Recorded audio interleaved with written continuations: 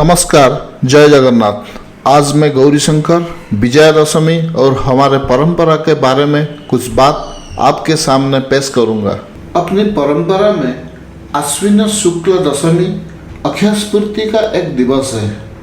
दैवी और दानवी प्रवृत्ति में संघर्ष तथा दैवी प्रवृत्ति द्वारा दानवी प्रवृत्ति पर विजय की अनादिकाल से अनेक घटनाओं द्वारा संजीवित किया गया यह दिव्यज्वल प्रतीक है। इसीलिए किसी भी शुभ सात्विक तथा राष्ट्र गौरवकारी कार्यों को प्रारंभ करने के लिए यह मुहूर्त सर्वोत्तम माना गया है। विजय की अदम्य प्रेरणा इसके द्वारा उत्पन्न होती है। सर्वदिव्य गुणों की समवाय रूप दुर्गा देवी ने इसी दिन आसुरी सामर्थ्य पर विजय प्राप्त की थी। सभी मानवीय मूल्यों को कुचलकर सद्गुण व सत प्रवृत्ति को स्थान न देने वाले उन्मत्त रावण को इसी दिन मर्यादा पुरुषोत्तम प्रभु रामचंद्र ने रक्त स्नान कराया था तथा 33 कोटि देवताओं को मुक्त किया था। रामलीला और दुर्गा पूजा इन दोनों उत्सव को इस विजयशाली इतिहास की पावन स्मृति लोकमानस में बनाए रखने की दृष्टि से ही मनाया जाता है।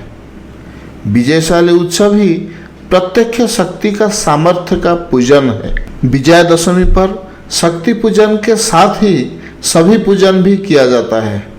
रघुराज के समान श्रेष्ठ दाता तथा कौत्स की समान निर्लोभी जाचक की स्मृति भारतीय समाज के आदर्श का चित्र प्रस्तुत करती है। कुबेर द्वारा की गई स्वर्ण वृष्टि आप ही के लिए है तथा इस अपार स्वर्ण के स्वामी आप ही है।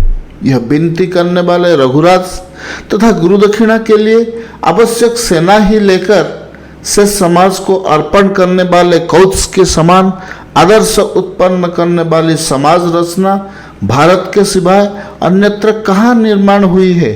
इसी दिन शस्त्र पूजन की भी परंपरा है। 12 वर्ष के वनवास तथा 1 वर्ष के अज्ञातवास के पश्चात पांडवों ने अपने शस्त्रों का पूजन इसी दिन किया था और उन्हें पुनः धारण किया था। पांडवों ने अज्ञातवास काल में अपने इन शस्त्रों को सभी वृक्ष पर ही छिपा कर रखा था।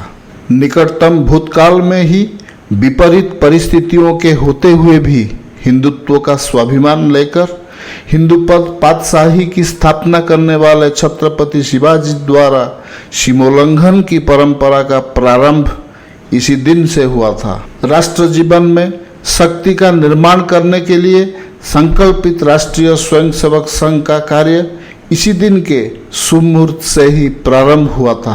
परम पूज्य आद्य सरसंचालक डॉक्टर हेडगेवार जी ने नागपुर के मोहितवाड़े में आश्विन शुक्ल दशमी संवत 1982 तदनुसार 27 सितंबर 1925 में संघ का कार्य की स्थापना की। पतित, पराभूत, आत्मविस्मृत तथा आत्मविश्वास शून्य हिंदू राष्ट्र में नवचैतन्य आत्मविश्वास एवं विजय की आकांक्षा निर्माण कर उसकी सिद्धि के लिए शक्ति की उपासना करने के लिए उसे प्रवृत्त करने के निमित्त यह उत्सव एक परंपरा प्राप्त साधन ही है। उद्देश्य की पूर्ति हेतु संघ शक्ति संचय में लगा है। यह शक्ति आज देश में फैली प्रभाव प्रौढ़, सायं और रात्रि शाखाओं तथा विश्व हिंदू परिषद, विद्यार्थी परिषद, भारतीय मजदूर संघ, वनवासी कल्याण आश्रम, भारतीय किसान संघ, विद्या भारती आदि के रूप में प्रकट हो रही है। पाशविक और आसुरी शक्ति की उपासना संघ का मंतव्य नहीं। अन्यायी अत्याचारी तो घबराए किंतु सज्जन संवर्धन पाए। संघ ऐसी शक्ति चाहता है। कोई अहिंसा नहीं सुहाती। शक्ति के संबल से ही अहिंसा जीवित रह सकती है। वर्तमान परिस्थितियों में हिंदू समाज की संगठित शक्ति ही सभी समस्याओं का एक अचूक निदान है। ये पवित्र विजयादशमी का पर्व के बारे में कहने के पहले मैं आप सबका हार्दिक स्वागत करता हूँ। हिंदुओं के सांस्कृतिक इतिहास में विजयादशमी का बड़ा महत्व है, क्योंकि यह विजय का दिन है। यह विजय न किसी एक व्यक्ति की दूसरे व्यक्ति पर और न ही किसी देश की दूसरे देश पर विजय है, अपितु यह धर्म की अधर्म पर, नीति की अनीति पर और न्याय की अन्याय पर विजय है। इस विजय का प्रतीक रूप अपना यह विजयादशमी महत्व है। राष्ट्रीय स्वयंसेवक संघ की दृष्टि से तो इस दिन का एक और भी विशेष महत्व है। इसी पवित्र दिन परम पूज्य डॉक्टर हेडगेवार जी ने राष्ट्रीय स्वयंसेवक संघ की स्थापना की। 1925 से आज तक की काल अवधि में अनेक विजयादशमी महोत्सव संपन्न हुए हैं और उस हर प्रसंग पर श्रेष्ठ व्यक्तियों द्वारा संघ के मूल विचारों का प्रतिपादन किया जा रहा है। अतः इससे कोई भिन्न विचार आज यहाँ व्यक्त किए जाएंगे ऐसे कोई बात नहीं। संघ का मूलभूत विचार जो 1925 में संघ की स्थापना के समय प्रतिपादित किया गया, उसमें कोई भी परिवर्तन नहीं हुआ है। हम जरा चारों ओर दृष्टि दौड़ाएं तो हमें यही दिखाई देगा कि लोग हर 10-20 वर्षों में अपने ध्येय और नारे बदलते रहे हैं। एक बार एक महात्मा ने राम राज्य की घोषणा की और जन सामान्य के अंतःकरण को स्पर्श किया जनमानस उस घोषणा से अत्यंत उत्साहित हो उठा, किंतु उस महात्मा के जाते ही उनकी वह घोषणा भी पीछे रह गई, या यूँ कहे कि जानबूझकर पीछे ढकल दी गई। उसके स्थान पर लोक कल्याणकारी राज्य की यह घोषणा भी अधिक काल तक नहीं टिक पाई। उसके बजाय समाजवादी पद्धति की समाज रचना की घोषणा किए जाने लगी, किंतु यह घोषणा भी अल्पजीवी सिद्ध हुई। तुरंत उसके स्थान पर लोकतंत्रात्मक समाजवाद का उद्घोष हुआ। इन उद्घोष के अनुरूप व्यवहार और आचरण हुआ हो ऐसे बात भी नहीं, किंतु वह एक अलग विषय है।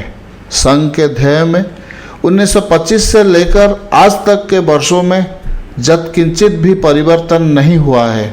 इसका कारण एक बार जो स्वीकृत कर लिया या मान लिया उसे ही पकड़ रहने का दुराग्रह नहीं और न किसी प्रकार का अड़ियल हट ही है, बल्कि उसका कारण है उसकी शाश्वत सत्यता के साथ ही उसकी कालोचित उपयुक्तता और आवश्यकता। 1925 से संघ यही बात बताते आया है कि यह एक हिंदू राष्ट्र है। इस राष्ट्र का निर्माण और संवर्धन हिंदू समाज ही करता आया है। इस राष्ट्र का भाग्य और भविष्य हिंदू समाज के भाग्य और भविष्य से जुड़ा है।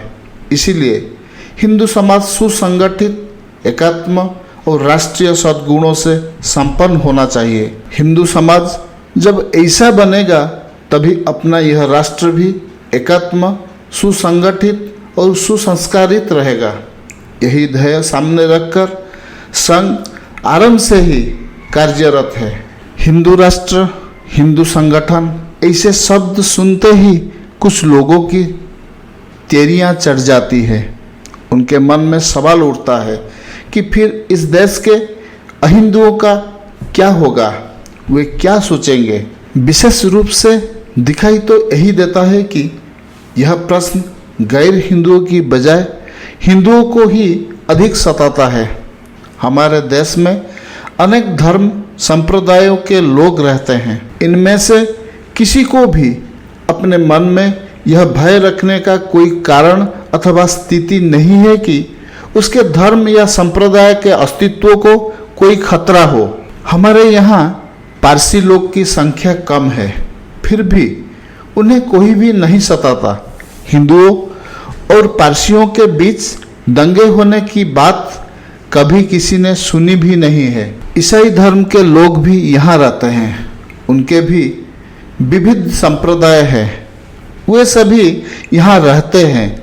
उनके कुछ मिशनरी विदेशी पैसों के बल पर अपने देश के अशिक्षित पिछड़े गरीब लोगों के अज्ञान और गरीबी का लाभ उठाकर जब उनका धर्मांतरण करते हैं और उन्हें परंपरागत मूल से तोड़ने का प्रयास करते हैं, तब उसकी प्रतिक्रिया के रूप में मिशनरी गतिविधियों का विरोध होता दिखाई देता है।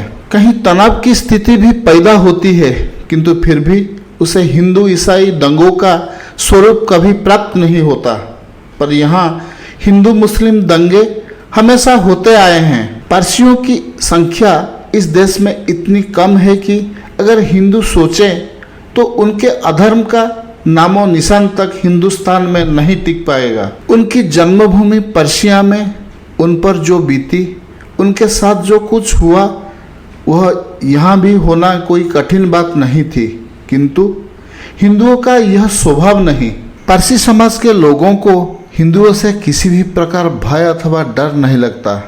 ईसाइयों की संख्या उनसे कई अधिक है, फिर भी वे भी यहाँ कोई आतंकित मानसिकता में जीने को विवश है ऐसा दिखाई नहीं देता। मुसलमानों की संख्या तो उनसे कई गुना अधिक है, फिर भी कहा जाता है उन्हें हिंदुओं से भय लगता है। एक तो यह भय कृत्रिम अथवा झूठा होना चाहिए, या फिर मुसलमानों को शायद यह भय सता रहा हो कि उनके पूर्वजों ने यहाँ जो अत्याचार और विध्वंस किए, हिंदू उनसे इसका बदला लेंगे। किंतु इस प्रकार का बदला लेना हिंदुओं के रक्त में नहीं है और न ही उनका यह स्वभाव है। हिंदू धर्म और संस्कृति भी ये नहीं सिखाती। अगर ऐसी कोई बात होती तो पाकिस्तान को जिस तरह हिंदू विहीन बना दिया गया है, हिंदुस्तान को भी मुसलमान विहीन बना दिया जाता। किंतु ऐसा नहीं हुआ। यही हिंदुओं की सहिष्णुता और सर्वधर्म समभाव का प्रत्यक्ष प्रमाण है। हिंदू समाज को विशेष रूप से आजकल सांप्रदायिक कहने का रिवाज सा चल पड़ा है। हम सभी को यह अच्छी तरह समझ लेना चाहिए कि जो कार्य अथवा विधि संपूर्ण हिंदू समाज को स्पर्श करती है, वह कार्य कदापि सांप्रदायिक नहीं हो सकता, क्योंकि हिंदू यह कोई संप्रदाय नहीं। सभी संप्रदायों, सभी श्रद्धा विश्वासों, सभी उपासना पद्धतियों और सभी पंथों के प्रति समानता का व्यवहार और सबके प्रति आदर भाव रखने वाला यह हिंदू राष्ट्र है। जो लोग हिंदुत्व को केवल एक सांप्रदायिक भावना, कुछ विशिष्ट प्रकार की उपासना, कुछ कर्मकांड, कुछ पर्व उत्सव मात्र मानते हैं, वे हिंदुत्व की राष्ट्रीय भूमिका को तो भूलते ही है, किंतु हिंदुत्व की अखिल मानव कल्याणकारी वैश्विक भूमिका की ओर भी ध्यान नहीं देते। हमें यह नहीं भूलना चाहिए कि व्यक्ति यानी केवल शरीर मात्र नहीं, शरीर के साथ ही उसमें मन, बुद्धि और आत्मा भी होती है। इन चार स्तरों पर वह नित्य के क्रियाकलाप करता है। इसीलिए जब हम मानव के सुख का विचार करते हैं तो हमें उसके समग्र अस्तित्व का विचार करना चाहिए। हिंदू तत्व ज्ञान और दर्शन में इसका विचार किया गया है। केवल मानव ही नहीं तो वह मानव जिस विश्व का घटक है, उस संपूर्ण विश्व के हित का चिंतन भी उसमें किया जाता है। वह विश्व में मानव जिस तरह व्यक्ति रूप में है, उसी तरह वह समाज रूप में भी विद्यमान है। इसी प्रकार यहाँ एक मानवेतर सृष्टि भी अस्तित्व में है। इस सभी में एक चैतन्य तत्व भी भरा हुआ है। संपूर्ण विश्व का विचार यानी मानव समाज, मानवेतर सृष्टि और चराचरों में विद्यमान चैतन्य, इन सभी का समग्रता में चिंतन करना है। इन सभी में व्याप्त विविधताओं को ध्यान में रखकर उनमें सामंजस्य साधा जा सकता है। सामंजस्य प्रस्थापित करने वाले तत्वों को ही हमारे यहाँ धर्म कहा गया है। धर्म इन सभी को परस्पर जोड़ता है और उनकी धारण करता है। इसी अर्थ में हमारा यह हिंदू धर्म है। इसीलिए वह संप्रदाय नहीं है। धर्म का संबंध केवल अलौकिक और परमार्थ से ही नहीं, उसका संबंध भौतिक और अहिक से भी है। इसीलिए हमारे यहाँ यह माना गया है, यतो भ्युदय निश्रेयस सिद्धि सधर्म। मानव के सुख का, हित का और उन्नति का विचार करना आवश्यक है। हिंदुत्व ही इसका विचार करता है। यही विचार संपूर्ण जगत में सामंजस्य और शांति निर्माण कर सकता है। यही विचार मनुष्य को स्वार्थी और राक्षस बनने से बचा सकता है। बलशाली राक्षस रावण पर भगवान रामचंद्र जी ने विजय पाई थी। उसके उपलक्ष्य में विजयादशमी का महोत्सव मनाया जाता है। रावण एक महापराक्रमी महाबलशाली राक्षस था। संसार को पीड़ा देने वाले नवग्रह, बड़े बड़े राजा महाराजा, वीर पुरुष और देवता भी रावण से डरते थे। सारी भौतिक संहारक शक्ति उसके पास थी, पर आखिर उसे किसने हराया? लोग जिन्हें जंगली कहते हैं, जिनके पास सिवाय पेड़ों पत्थरों के सिवाय कुछ भी अस्त्र शस्त्र नहीं थे, इसे बानरों को संगठित कर उन्हीं के द्वारा प्रभु रामचंद्र जी ने रावण को हराया। रावण की भौतिक शक्ति इस संगठित शक्ति का मुकाबला नहीं कर सकी। विनाश रावण का हुआ, भारतीय समाज धर्म और सभ्यता का नहीं। श्रद्धा, आशा और उत्साह भरा संगठित बल यदि हम देश में निर्माण करें तो सारे संकटों को हंसते खेलते ठुकरा सकेंगे। यही विजयादशमी का संदेश है। विजयादशमी का यह पर्व सीमा उल्लंघन का भी पर्व है। आज के इस पर्व पर हम सभी हिंदुओं को पुरानी कालबाह्य रूढ़ियां समाप्त करने का दृढ़ निश्चय करना चाहिए। हिंदू समाज एक सभ्य, उदार, निर्भय और पराक्रमी समाज है। यही प्रतिमा सर्वत्र जनमानस में अंकित होना चाहिए। सभ्यता, उदारता, निर्भयता और पराक्रम आदि गुण समूह से युक्त हिंदू समाज ही हिंदुत्व के मानव कल्याणकारी तत्व ज्ञान को संभाल सकेगा। ऐसा समाज ही सज्जनों में अभय की भावना और दुर्जनों में अपनी धाक निर्माण कर सकेगा। राष्ट्रीय स्वयंसेवक संघ ने 1925 में ही ऐसे समाज के निर्माण का लक्ष्य सामने रखकर जन्म लिया है। इसी ध्येय को अपने अंतःकरण में निरंतर जागृत रखते हुए संघ के कार्यकर्ता अब समाज जीवन के विविध क्षेत्रों में कार्यरत हैं। समाज के प्रति आत्यंतिक आत्मीयता, स्वार्थ निरपेक्षता, परिश्रम और साहस के साथ कार्य करने के कारण ही वे उन सभी क्षेत्रों में अपना विशेष प्रभाव पैदा कर सके हैं। राष्ट्र निर्माण के तथा अपने उदात्त तत्व ज्ञान को व्यवहार में चरितार्थ करने के संघ के इन प्रयासों में आप सभी का सक्रिय सहयोग मिले, यही मेरा आप सबसे विनम्र प्रार्थना है। बस आज का ये कार्यक्रम मैं यही खत्म करता हूँ। ये वीडियो आपको कैसे लगा कमेंट में जरूर बताना। यदि अच्छा लगा तो लाइक, शेयर और सब्सक्राइब तो जरूर करना। बहुत जल्द और एक वीडियो के साथ आपसे मुलाकात होगा। जय हिंद। चंदन है इस देश की माटी, तपोभूमि हर गांव है, हर बाला देवी की प्रतिमा, बच्चा बच्चा राम है, बच्चा बच्चा राम है। चंदन है इस देश की माटी, तपोभूमि हर ग्राम है, हर बाला देवी की प्रतिमा, बच्चा